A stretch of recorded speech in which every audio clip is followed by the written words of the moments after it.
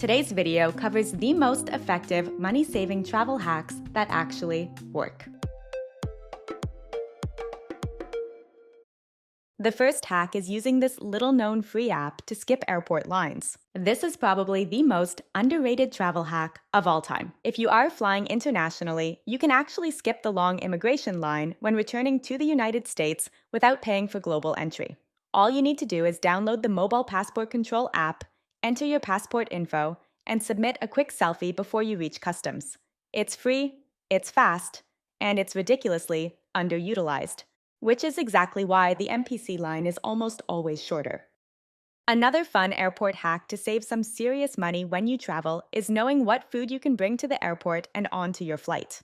Many travelers don't know that you can actually bring any solid food through airport security with no problem, and even spreads and sauces that are subject to TSA's liquid restrictions can be brought through airport security with these next couple hacks.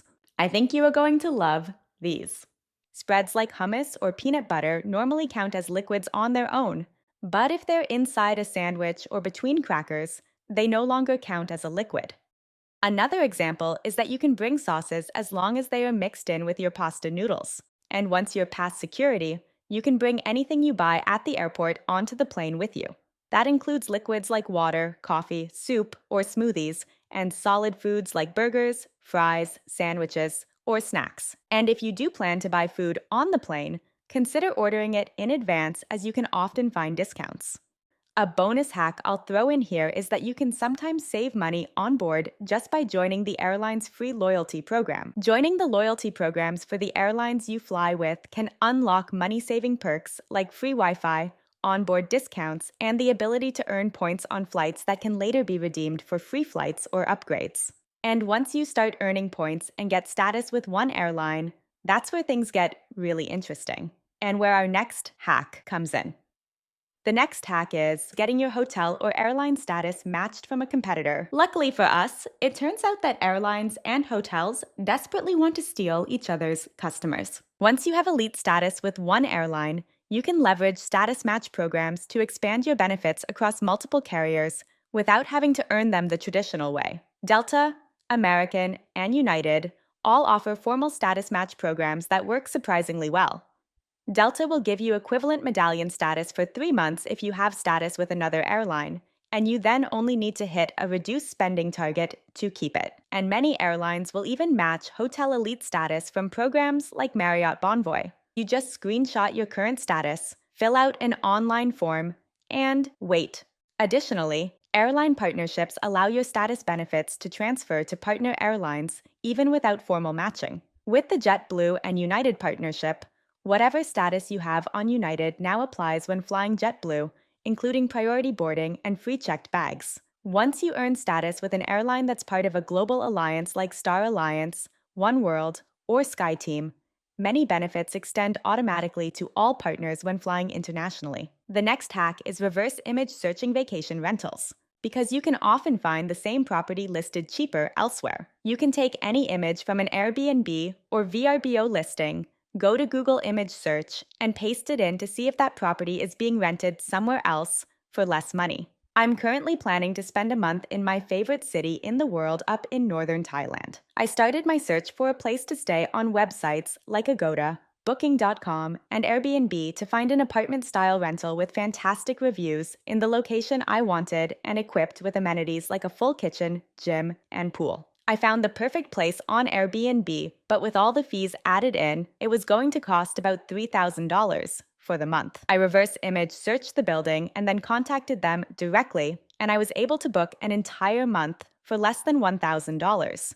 Taking an extra moment to do this before you book your accommodations can end up saving you hundreds, because you're cutting out platform fees and often finding cheaper rental options by going directly to the property owner or management company. The next hack is booking hotels directly and emailing a friendly pre-arrival note about your stay or celebration to unlock upgrades and amenities. Always book directly with the hotel when you're doing this, because if you book through third-party sites, that reservation might not even be associated with your name in their system until much closer to check-in. You can even use the reverse image search hack from earlier if you found the property on a site like Airbnb and don't have the name of the building to search for it directly. The best part is, you don't even need to ask for anything. You simply just let the hotel know who you are and why you are going. Just send an email that says something like, "Hi, I'm really excited to stay at your hotel next week and wanted to introduce myself. My partner and I are celebrating our anniversary, and we're looking forward to experiencing everything your property has to offer."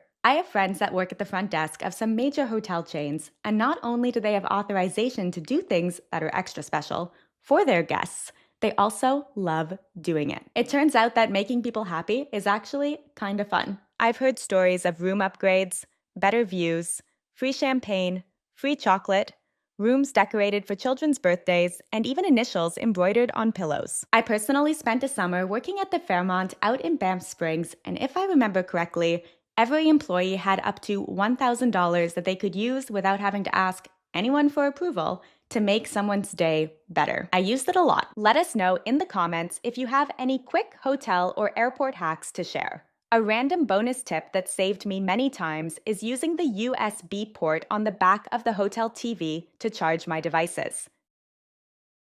And if you are enjoying this video, then definitely hit subscribe so you never miss a video. And it's also a free way to support the channel, so Ollie and I really appreciate it. Believe it or not, that's his excited face. The next hack is using the 24-hour free cancellation rule to lock in flight prices. And this one is actually federal law. Airlines are required to offer a full refund within 24 hours of booking as long as you book directly with the airline at least 7 days before departure.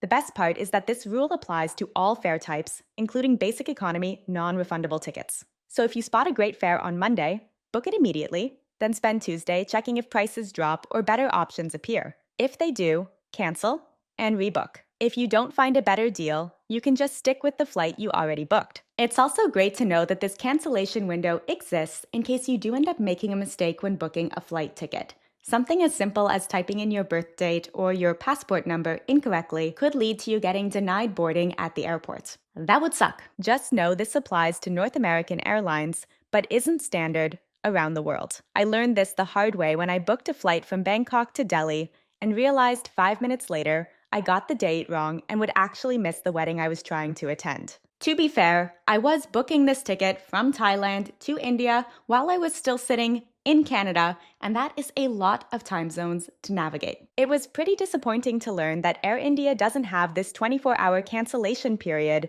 for flights from Thailand to India. Also know that third-party booking websites like Expedia or Travelocity don't have to follow this rule. They can, and some do offer free cancellation within 24 hours, but some don't. So you're only entitled to cancellation as a guarantee if you're booking directly with an airline on a flight that either departs, touches down, or returns to North America. The next hack is booking 2 one-way tickets on different airlines instead of round trip, because mixing and matching flights across different carriers can slash your costs by hundreds of dollars. It is often still true that booking a round-trip ticket with the same airline, so you fly your departure flight and your return flight with one airline, does tend to be cheaper than if you book 2 one-way tickets.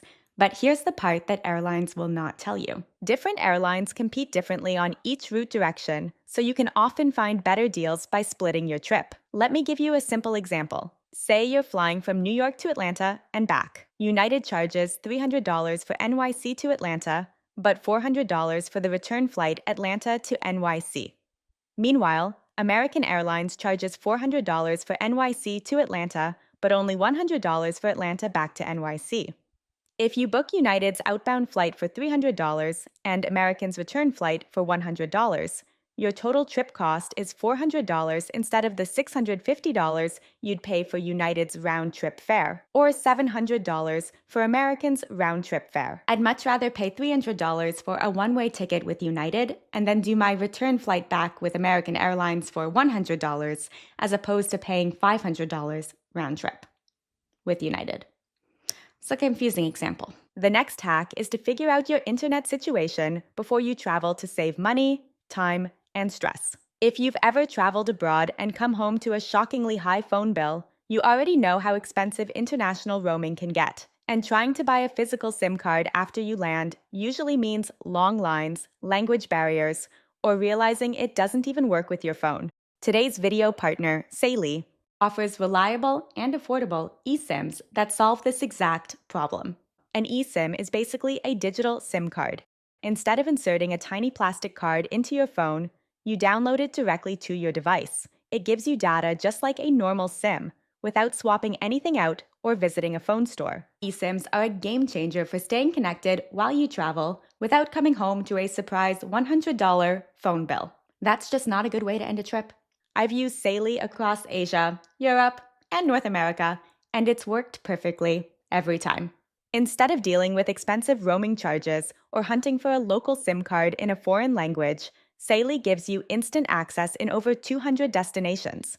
But honestly, the best part is the peace of mind that you have before your trip, knowing that as soon as you land in a new country, you will have access to the internet. You download the Saily app, pick your plan before you leave, and it automatically activates and connects you to the internet the moment your plane touches down in the new country. You can scan the QR code on the screen now, or head to saily.com/Megan to save 15% on your first Saily eSIM.